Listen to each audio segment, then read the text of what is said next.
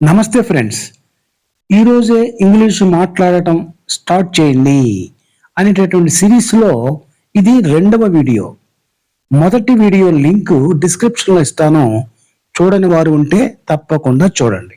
Okay, మొదటి వీడియోలో conjunctions ఆధారంగా ఒకే వెర్బ్ను తీసుకుని మాట్లాడటం స్టార్ట్ చేశాం. ఆ వెర్బ్ స్థానంలో మీరు ఎన్నైనా వెర్బ్స్ ఉంచి స్పీకింగ్ సాధన చేయండి. ఫలితం అత్యద్భుతంగా ఉంటుంది, నన్ను నమ్మండి ఫ్రెండ్స్. ఈరోజు వీడియోలో హ్యావ్ టు, మస్ట్ ఈ స్ట్రక్చర్ ఉపయోగించి మాట్లాడటం ఎలానో సాధన చేద్దాం. మీ అందరికీ పాఠంలోకి స్వాగతం. ఫ్రెండ్స్, మస్ట్, హ్యావ్ టు రెండింటికి ఇంచుమించు అర్థం ఒక్కటే, తప్పక చేయాలి అని. కానీ స్పోకెన్ ఇంగ్లీష్లో 80% సిచ్యుయేషన్స్లో హ్యావ్ టు వాడుతున్నారు. అలాగే మస్ట్ అనేది ఎక్కువగా రూల్స్, సైన్స్, ఇన్స్ట్రక్షన్స్లో వాడుతున్నారు. ఓకే, ముందుగా మనం హ్యావ్ టు గురించి నేర్చుకుంటే మస్ట్ గురించి తెలుసుకోవటం కొంచెం తేలిగ్గా ఉంటుంది. ఓకే, ముందుగా మనం హ్యావ్ టు గురించి చర్చిద్దాం, సరేనా?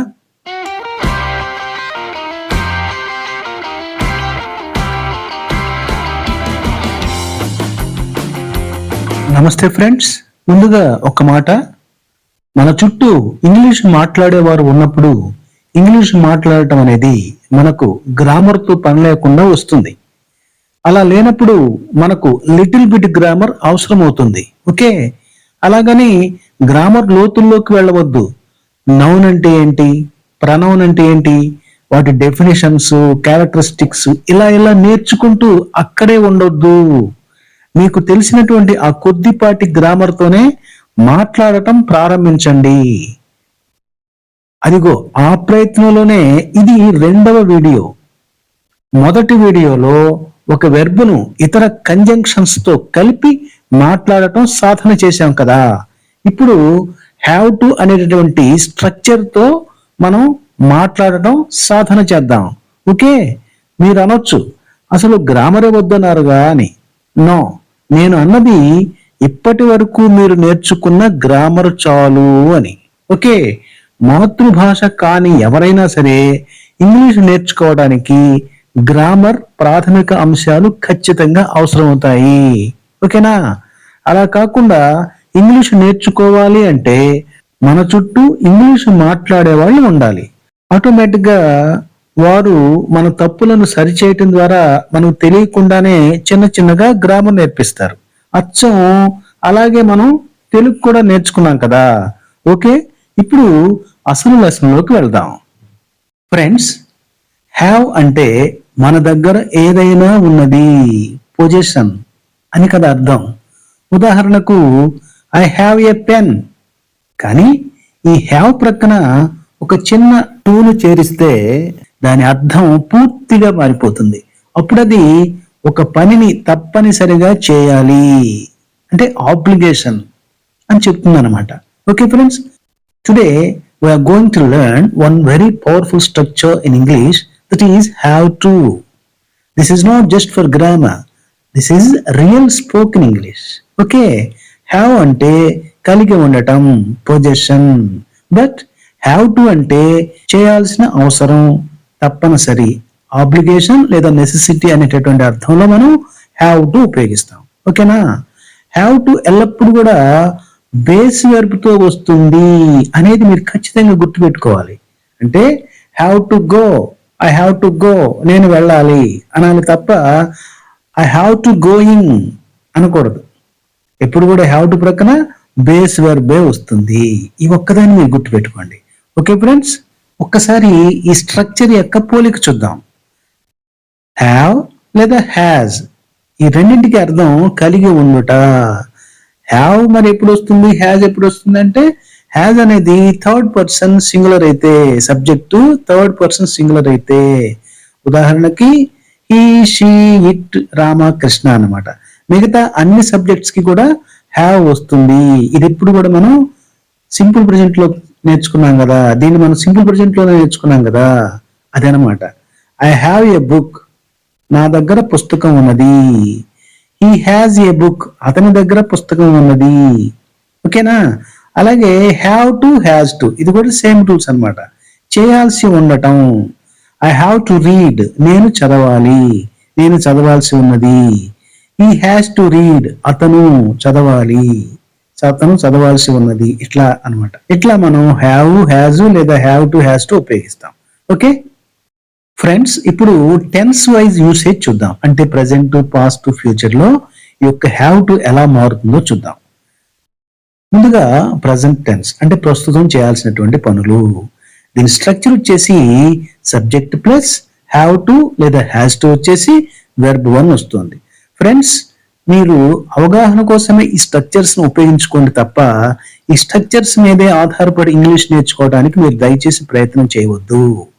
కేవలం మీరు ఎంతగా ప్రాక్టీస్ చేస్తారో అంతగా ఇంగ్లీష్ మీకు గుర్తుంటుంది తప్ప ఈ స్ట్రక్చర్ అనేది దీని ఆధారంగా మనం ఈ పదాల అల్లిక చేయాలి అని చెప్పేసి మీరు అనుకోవద్దు. Okay friends? అలాగే హ్యావ్ టు అనేది ఐ, వి, యు, దే అనేటటువంటి సబ్జెక్ట్స్ కి వస్తే హ్యాస్ టు అనేది he, she, it, any name కి వస్తుంది. ఇది కూడా ఒక ఫండమెంటలే. మనం సింపుల్ వర్జన్ నేర్చుకున్నప్పుడు నేర్చుకున్నాం. సబ్జెక్ట్ థర్డ్ పర్సన్ సింగులర్ అయితే వెర్బ్కి ఎస్ గాని వస్తుంది, మిగతా అన్ని సందర్భాల్లో మామూలుగా వస్తుంది అనే దాన్ని నేర్చుకున్నాం కదా. దాన్ని మీరు ప్రతిదానికి అప్లై చేయవచ్చు. ఓకే, ఒక ఉదాహరణ వాక్యం చూద్దాం. నేను ఇప్పుడు వెళ్ళాలి, I have to go now. నేను ఇప్పుడు వెళ్ళాలి, I have to go now. ఆమె వంట చేయాలి, షీ హ్యాస్ టు కుక్. ఇక్కడ ఆమె అన్నాం కాబట్టి షీ వాడాం కాబట్టి హ్యాస్ వాడాం. ఐ అనేది ఫస్ట్ పర్సన్ సింగులర్ కాబట్టి హ్యావ్ వాడాం. జస్ట్ తెలుసుకుని మీరు ప్రాక్టీస్ లో మీకు ఇవేమి ఆలోచనలు రాకుండా మీరు ఉపయోగించేసేయాలి. Okay, I have to wake up early, నేను త్వరగా లేవాలి. They have to attend the meeting, వాళ్ళు మీటింగ్ కి వెళ్ళాలి. అదే దీన్ని మనం నెగిటివ్ గా చెప్పాలనుకోండి, జస్ట్ స్ట్రక్చర్ చెప్తున్నాను చూడండి. సబ్జెక్ట్ ప్లస్ డు నాట్ లేదా does not plus have to plus V1. I don't have to come today, నాకు ఈ రోజు రావాల్సినటువంటి అవసరము లేదు. ఫ్రెండ్స్, ఇక్కడ గుర్తుపెట్టుకోండి, I have to come today, నేను ఈ రోజు రావాలి. I don't have to come today, ఈ రోజు రాను అని కాదు. ఇక్కడ అర్థం వచ్చేటప్పటికి ఆ అవసరము లేదు అనేటటువంటి అర్థంలో తీసుకోవాలి. Don't have to come today అంటే ఈ రోజు నాకు రావాల్సినటువంటి అవసరం లేదు. ఈ డజంట్ హ్యావ్ టు పే, అతను డబ్బు చెల్లించాల్సిన అవసరం లేదు. అంతేగాని అతను డబ్బు చెల్లించకూడదు అని కాదు. ఈ చిన్న తేడాని మీరు గుర్తుపెట్టుకోండి. అర్థంలో చిన్న తేడా ఏంటంటే అవసరం లేదు అని వస్తుంది నెగిటివ్ లో. ఈ డజంట్ హ్యావ్ టు పే అంటే అతను డబ్బు చెల్లించాల్సిన అవసరం లేదు. ఓకే, అదే ప్రశ్నించాలనుకోండి, డూ లేదా డజ్ వచ్చేసి సబ్జెక్ట్ వస్తుంది, ఆ తర్వాత హ్యావ్ టు వస్తుంది, ఆ తర్వాత వెర్బ్ 1 వస్తుంది. ఈ యొక్క ప్రశ్న విధానం అన్నింటికీ ఒకటే. ఇప్పుడు కూడా హెల్పింగ్ వెర్బ్ ముందు వస్తుంది అనే దాన్ని మీరు గుర్తుపెట్టుకోవాలి తప్ప ప్రతిసారి ఈ స్ట్రక్చర్ ని దయచేసి ఫాలో అవ్వద్దు. ఇది కేవలం మీ అవగాహన కోసం మాత్రమే. ఓకే ఫ్రెండ్స్, ఇప్పుడు చెప్పండి, నువ్వు ఈ రోజు చదవాలా? Do you have to study today? నీవు ఈ రోజు చదవాలా? Do you have to study today? ఆమె వెళ్ళాలా? Does she have to go? Does she have to go? సహజంగా ఆమె వెళ్ళాలి, షీ హ్యాస్ టు గో. కానీ ప్రశ్న ఉన్నప్పుడు మనం ఏం చేస్తున్నాం? హెల్పింగ్ వెర్బ్ తో స్టార్ట్ చేయాలన్నప్పుడు డూ తో చేయట్లేదు, ఇక్కడ డస్ తో చేసి అక్కడ హ్యావ్ అనే దాన్ని ఉంచాం, హ్యాస్ తీసేసి. ఈ ప్రశ్న విధానం మనం ఇప్పటి వరకు టెన్సెస్ లో నేర్చుకున్నదే యాజ్ టీజ్ గా ఇక్కడ కూడా అప్లై అవుతుంది. ప్రతిసారి మనం ప్రతిదానికి మరలా చెప్పుకోవాలి అంటే ఇంకెప్పటికీ మనం నేర్చుకుంటాం చెప్పండి? మీరు ప్రాక్టికల్ గా పనిలోకి దిగిపోవాలి. మాట్లాడటం మీరు స్టార్ట్ చేయాలి. ఓకేనా? సరే, ఇప్పుడు మరికొన్ని చూద్దాం. నేను పనికి వెళ్ళాలి, I have to go to work. ఆమె కష్టపడి చదవాలి, she has to study hard. She have to study hard కాదు, she has to study hard. మన గ్రామర్ తెలియకపోతే హ్యాస్ బదులు హ్యావ్ పెడతాం. అందుకని గ్రామర్ తెలియాల్సిందే, కానీ దాన్ని బట్టి మీరు ఏలాడకూడదు. మీరు నేర్చుకునేది పర్ఫెక్ట్ గా ఇంకా గుర్తుంచుకోవాలి. దానికి మీరు ఏం కష్టపడతారో పడండి. ఎప్పటికప్పుడే మనం పరగడుపు ఉండకూడదు. ఒకటి నేర్చుకున్నామంటే దాంట్లో పర్ఫెక్షన్ అనేది ఖచ్చితంగా ఉండాలి. ఓకే, మీరు ఇప్పుడు తినక్కర్లేదు, తినకూడదు కాదు, తిననక్కర్లేదు. You don't have to eat now. No need అనే అర్థం వస్తుంది వ్యతిరేకంలో. నెగిటివ్ లో నో నీడ్ అనే అనే అర్థం వస్తుంది. అంతేగాని don't have to eat now అంటే ఇప్పుడు మీరు తినకూడదు అని కాదు, తినవలసిన అవసరం లేదు, తినక్కర్లేదు. అతను ఆమెకు కాల్ చేయాలా? Does he have to call her? Does he have to call her? Friends, ఇప్పటి వరకు మనం ప్రజెంట్ టెన్స్ గురించి నేర్చుకున్నాం. ఓకే, దీనిలో ఏదైనా మీకు డౌట్స్ ఉంటే కామెంట్ సెక్షన్ లో తెలియచేయండి. ఓకే ఫ్రెండ్స్, ఇప్పుడు మనం పాస్ట్ టెన్స్ గమనిద్దాం. అంటే గతంలో చేయాల్సి వచ్చిన పనులు. దీని స్ట్రక్చర్ గమనించినట్లయితే subject plus had to plus V1. ఇక్కడ మీరు గమనించాల్సింది పాస్ట్ టెన్స్ లో అన్ని సబ్జెక్ట్స్ కి కూడా హ్యాడ్ టునే వస్తుంది. మనకు ఎలాంటి కన్ఫ్యూజన్ లేదు. హ్యాజ్ టు నా, హ్యావ్ టు నా అనేటటువంటి ఎలాంటి కన్ఫ్యూజన్ లేకుండా ఇక్కడ మనకి హ్యాడ్ టునే వస్తుంది. ఫర్ ఎగ్జాంపుల్, నేను అతని కోసం వేచి చూడాల్సి వచ్చింది. I had to wait for him. I had to wait for him. వారు ట్రిప్ రద్దు చేయాల్సి వచ్చింది. They had to cancel the trip. They had to cancel the trip. Friends, కొంచెం అనారోగ్య కారణంగా గొంతు కాస్త మారింది, దయచేసి సర్దుకోండి. ఫ్రెండ్స్, అలాగే మరో ఉదాహరణ చూద్దాం. నేను 5 కిలోమీటర్లు నడవాల్సి వచ్చింది. I had to walk 5 kilometre. Okay, ఆమె త్వరగా వెళ్లాల్సి వచ్చింది. She had to leave early. Okay friends, ఇప్పుడు మనం పాస్ట్ లో నెగిటివ్ చూద్దాం.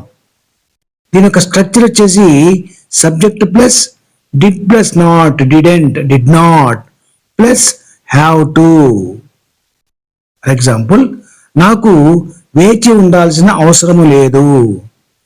I didn't have to wait. ఇక్కడ గమనించారా, నేను వేచి ఉండాల్సి వచ్చింది. I had to wait. కానీ దాని నెగిటివ్ వచ్చేటప్పటికి డిడ్ ప్లస్ నాట్, డిడెంట్ వచ్చి అక్కడ హ్యాడ్ టు అలా హ్యావ్ టు అయింది. I didn't have to wait. ఇవన్నీ కూడా మనం టెన్స్ లో నేర్చుకున్నటువంటి రూల్సే. టెన్స్ లో నేర్చుకున్నటువంటి అన్ని రూల్స్ కూడా హ్యావ్ టు కూడా అప్లై అవుతాయి.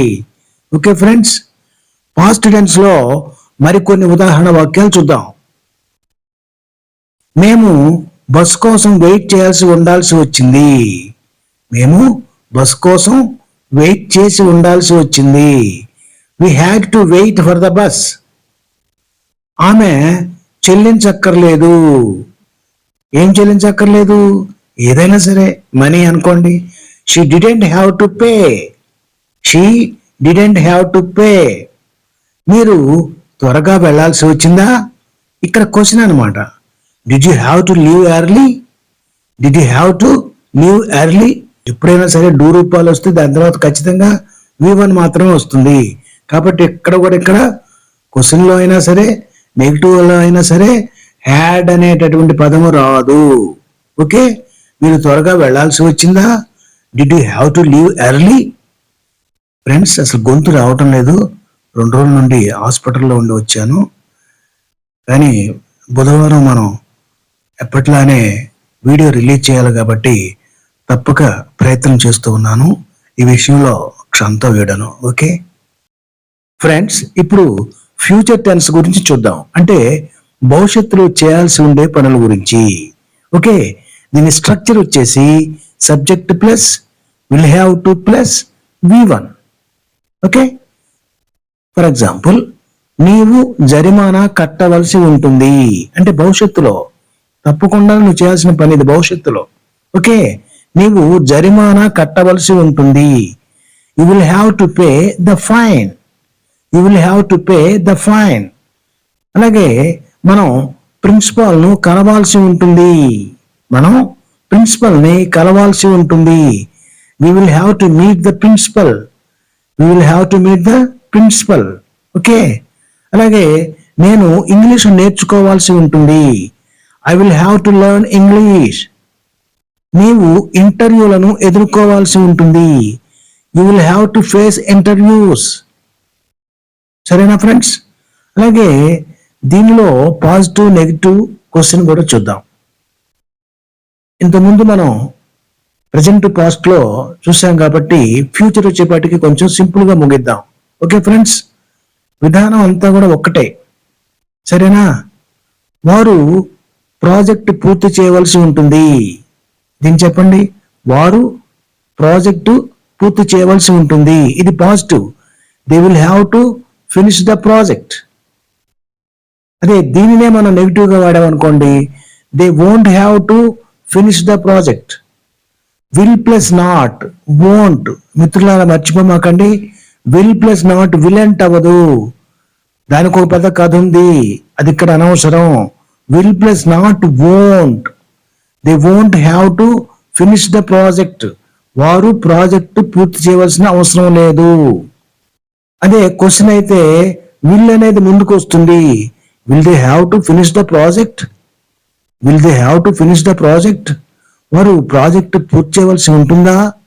ఒకే ఉదాహరణ మనం పాజిటివ్, నెగిటివ్, ఇంటరాక్టివ్ చూసాం. అలాగే వేరే ఉదాహరణ చూద్దాం. అప్పుడు నేను రేపు పని చేయనక్కర్లేదు. దీన్ని మనం ఇంగ్లీష్లో ఎలా అంటాం? నేను రేపు పని చేయనక్కర్లేదు, పని చేయవలసిన అవసరం లేదు. I won't have to work tomorrow. I won't have to work tomorrow. అలాగే వేరే ఉదాహరణ క్వశ్చన్ గా మార్చి చూద్దాం.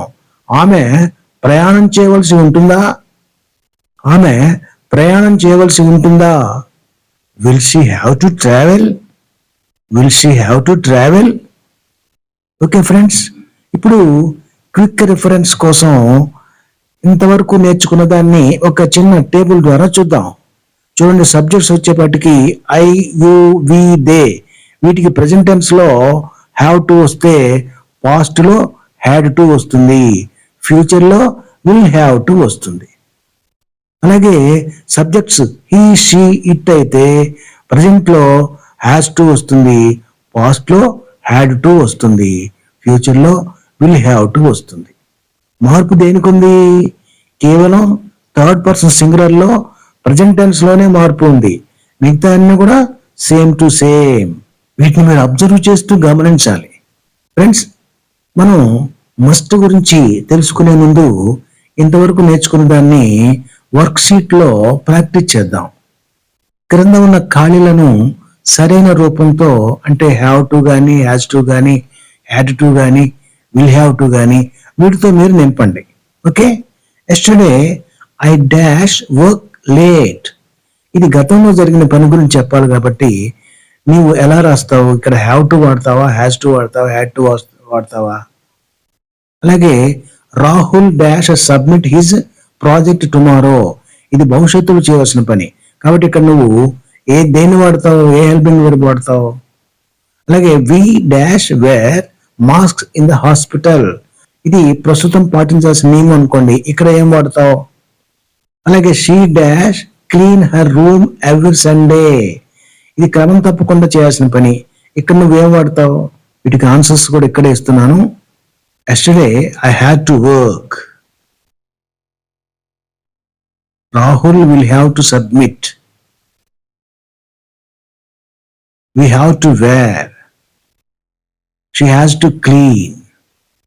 చూసారుగా, హ్యావ్ కి టు తోడైతే బాధ్యత ఎలా పెరుగుతుందో, మీరు కూడా మీకు ఉన్న ఒక బాధ్యతను, అంటే ఒక అప్లికేషన్ ని కామెంట్ సెక్షన్ లో హ్యావ్ టు ఉపయోగించి ఇంగ్లీష్ లో రాయండి. Okay friends? కామెంట్ లో ఏమి రాయాలంటే నేను అడిగిన ప్రశ్నకు సమాధానం. What do you have to do today? ఈ రోజు మీరు ఏం చేయాలి? ఈ రోజు మీరు తప్పకుండా చేయాల్సిన ఒక పనిని హ్యావ్ టు ఉపయోగించి కామెంట్ సెక్షన్ లో రాయండి. సరేనా? ఇప్పుడు ఎక్సర్సైజెస్ ఇస్తాను, వీటికి ఆన్సర్స్ కూడా దీనిలోనే ఉంటాయి. మీరు ట్రై చేసి ఆన్సర్ సెర్చ్ చేసుకోండి. ఆ తర్వాత మనం మస్ట్ గురించి నేర్చుకుందాం. Okay friends?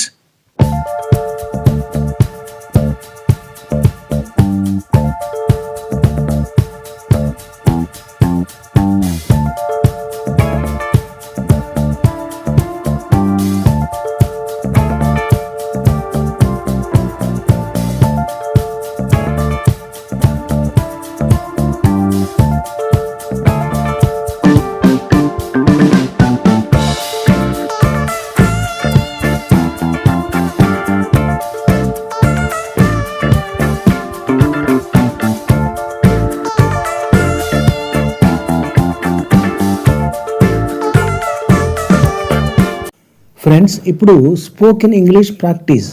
నేను అన్న తర్వాత అనండి, repeat after me. I have to improve my English. I have to improve my English. I had to struggle before. I had to struggle before. I will have to succeed one day. I will have to succeed one day. Okay, friends?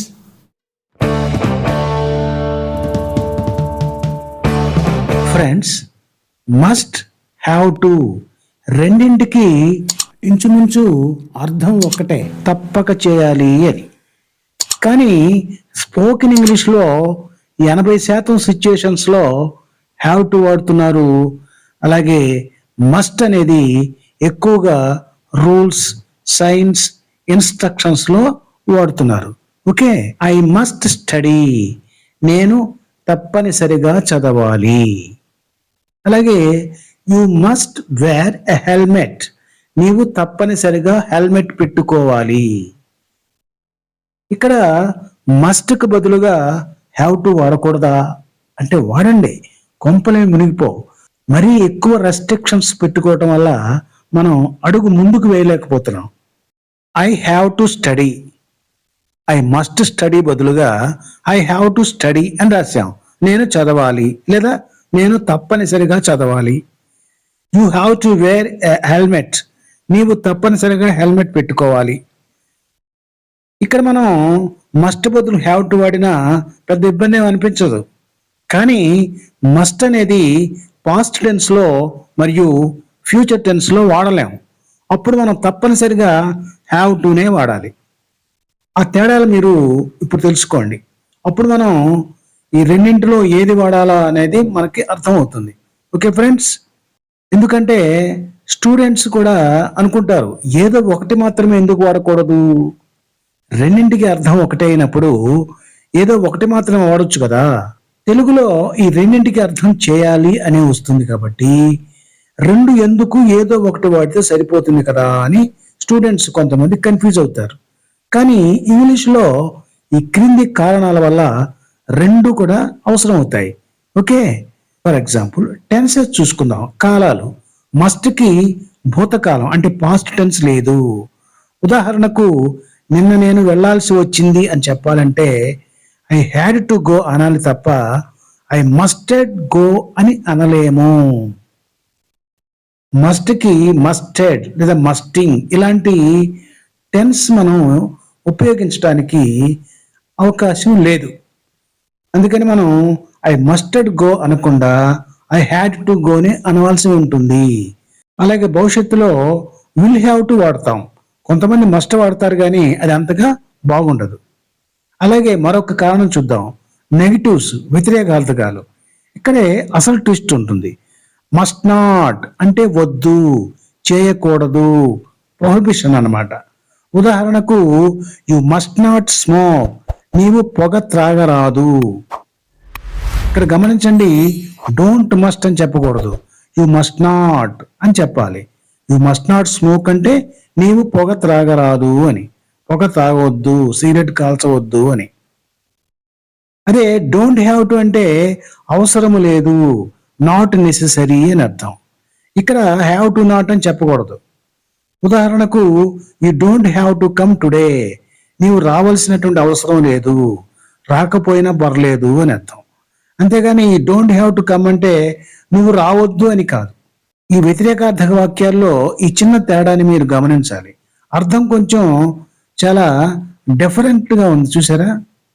అందుకని ఈ వ్యతిరేకార్థక వాక్యాల్లో కాదు అని చెప్పాలంటే మస్టే వాడాలి, అవసరం లేదు అన్నప్పుడు మనం హ్యావ్ టు వాడాలి. Okay friends, for example you must not enter, నీవు ప్రవేశించకూడదు అంటే ప్రవేశం నిషేధం నీకు అని. You don't have to enter అంటే నువ్వు ప్రవేశించవలసినటువంటి అవసరం లేదు. ఇది కొంచెం వెరైటీగా చెప్తున్నట్టు. You don't have to enter అంటే నువ్వు ప్రవేశించాల్సినటువంటి అవసరమే లేదు, నువ్వు ఇక్కడ ప్రవేశించకపోయినా నువ్వు చేయాల్సిన పని ఎవరో చేస్తారు అని అర్థం అనమాట. ఈ రెండు వాక్యాలు వ్యతిరేకార్థక వాక్యాలు, కానీ అర్థంలో చిన్న తేడా ఉంది, గమనించారా? అందుకే అవసరాన్ని బట్టి మనం హ్యావ్ టు కానీ మస్ట్ కానీ వాడవలసి ఉంటుంది. సరేనా? అలాగే మస్ట్తో 3 రకాల వాక్య నిర్మాణం చూద్దాం. అప్పుడు మీకు మరికొంత క్లారిటీ వస్తుంది. మస్ట్తో పాజిటివ్ సెంటెన్స్ మనం రాయాలంటే we must respect our elders. అలాగే నెగిటివ్ రాయాలంటే children must not play with fire. అలాగే క్వశ్చన్ రాయాలంటే must she attend the meeting. Okay friends, final కంక్లూజన్గా ఈ మోడర్న్ ఇంగ్లీష్ ఏం చెప్తోంది చూద్దాం. ప్రస్తుత కాలంలో సంభాషణల్లో హ్యావ్ టు వినియోగం బాగా పెరిగింది. స్పోకెన్ ఇంగ్లీష్లో హ్యావ్ టునే ఎక్కువగా వాడుతున్నారు. హ్యావ్ టు కానీ హ్యాస్ టు కానీ ఇది చాలా సేఫ్గా ఎక్కడైనా వాడచ్చు, ఫ్రెండ్లీగా ఉంటుంది అనమాట. మస్ట్ అనేది కొంచెం ఫార్మల్, అంటే అధికారికంగా కనిపిస్తుంది. నోటీస్ బోర్డులు, ఇన్స్ట్రక్షన్స్, మాన్యువల్స్లో ఈ మస్ట్ అనేది యూజ్ చేస్తూ ఉన్నారు. మీకు ఈ రెండింటికి తేడాని సింపుల్గా మనం చెప్పుకుందాం అనుకుంటే, మీ సొంత ఫీలింగ్ అయితే మస్ట్ వాడండి. I must study hard to get a rank. మంచి ర్యాంక్ సంపాదించడానికి నేను కష్టపడి చదవాలి. అదే రూల్గా భావిస్తే హ్యావ్ టు వాడండి. I have to pay the exam fees. నేను ఎగ్జామ్ ఫీజు పే చేయాల్సి ఉన్నది. పాస్ట్ టెన్స్ అయితే కళ్ళు మూసుకుని హ్యాడ్ టునే వాడేయండి. ఇంకా మన మస్ట్కి పాస్ట్ టెన్స్ అనేది లేదు. మస్ట్కి పాస్ట్ టెన్స్ అంటే హ్యాడ్ టునే. ఓకే ఫ్రెండ్స్, ఏది వాడాలో తెలియకపోతే హ్యావ్ టు వాడటం ఉత్తమం. అంటే మస్ట్ వాడాలా హ్యావ్ టు వాడాలా అనే డౌట్ వచ్చినప్పుడు చక్కగా మీరు హ్యావ్ టు ఉపయోగించేసి అనర్గళంగా చక్కగా ఇంగ్లీష్ మాట్లాడేయచ్చు. ఎవ్వరు కూడా మిమ్మల్ని తప్పు పట్టరు. మామూలుగా అయితే పరీక్షల్లో గ్రామర్ రూల్స్ కోసం ఈ రెండింటి మధ్య తేడా తెలుసుకోవాలి తప్ప మాట్లాడేటప్పుడు స్పీకింగ్ పరంగా హ్యావ్ టు వాడితే ఫ్లో చాలా బాగుంటుంది. ఓకే ఫ్రెండ్స్, మరి హ్యావ్ టుని మస్ట్ని ఉపయోగించి ఈ రోజు నుండి మాట్లాడటం ప్రారంభిస్తారు కదా. ఫ్రెండ్స్, నిత్య జీవితంలో ఉపయోగపడే 25 వాక్యాలు ఇక్కడ ఇస్తాను. మీ స్నేహితుడు మిమ్మల్ని తెలుగులో అడిగినప్పుడు మీరు ఇంగ్లీష్లో చెప్పేలాగా ప్రాక్టీస్ చేయండి. ఈ సాధన మన నెక్స్ట్ వీడియో వచ్చే వరకు ఉండాలి. Okay friends. 1. I have to wake up early tomorrow. నేను రేపు త్వరగా నిద్రలేవాలి. 2. My sister has to clean her room. మా చెల్లి తన గదిని శుభ్రం చేయాలి. 3. I must help my mother in the kitchen. నేను మా అమ్మకు వంటగదిలో తప్పకుండా సహాయం చేయాలి. 4. We have to pay the milk man today. మనం ఈరోజు పాలవాడికి డబ్బులు కట్టాలి. 5. He has to take his medicine after lunch. అతను భోజనం తర్వాత మందులు వేసుకోవాలి. 6. Students have to wear uniforms. విద్యార్థులు యూనిఫామ్ ధరించాలి. 7. I have to submit my assignment by Monday. నేను సోమవారం కల్లా నా అసైన్మెంట్ సమర్పించాలి. 8. She has to attend the special class today. ఆమె ఈరోజు స్పెషల్ క్లాస్కు హాజరు కావాలి. 9. You must keep silence in the library. లైబ్రరీలో మీరు తప్పనిసరిగా నిశ్శబ్దంగా ఉండాలి. 10. We had to attend the assembly yesterday. మేము నిన్న అసెంబ్లీకి హాజరు కావాల్సి వచ్చింది. 11. We have to buy a ticket before entering the park. పార్కులోకి వెళ్లే ముందు మనం టికెట్ కొనాలి. 12. Everyone must wear a helmet while riding a bike. Bike నడిపేటప్పుడు ప్రతి ఒక్కరూ తప్పనిసరిగా హెల్మెట్ ధరించాలి. 13. I will have to book a cab to the station. నేను స్టేషన్కు క్యాబ్ బుక్ చేసుకోవాల్సి ఉంటుంది. 14. You have to show your ID card at the gate. Gate వద్ద మీరు మీ ఐడి కార్డు చూపించాలి. 15. Drivers must stop when the signal is red. Signal ఎరుపు రంగులో ఉన్నప్పుడు డ్రైవర్లు తప్పనిసరిగా ఆగాలి. 16. You must drink plenty of water every day. నువ్వు ప్రతిరోజు ధారాళంగా నీళ్లు తాగాలి. 17. I have to go to the dentist this evening. నేను ఈ సాయంత్రం డెంటిస్ట్ దగ్గరకు వెళ్ళాలి. 18. She has to exercise to stay fit. ఆమె ఆరోగ్యంగా ఉండటానికి వ్యాయామం చేయాలి. 19. We must wash our hands before eating. మనం తినే ముందు తప్పనిసరిగా చేతులు కడుక్కోవాలి. 20. He will have to reduce his sugar intake. అతను పంచదార వాడకాన్ని తగ్గించుకోవాల్సి ఉంటుంది. 21. I have to recharge my phone. నేను నా ఫోన్ రీఛార్జ్ చేసుకోవాలి. 22. You must be careful while crossing the road. Road దాటేటప్పుడు నువ్వు చాలా జాగ్రత్తగా ఉండాలి. 23. They had to cancel the meeting due to rain.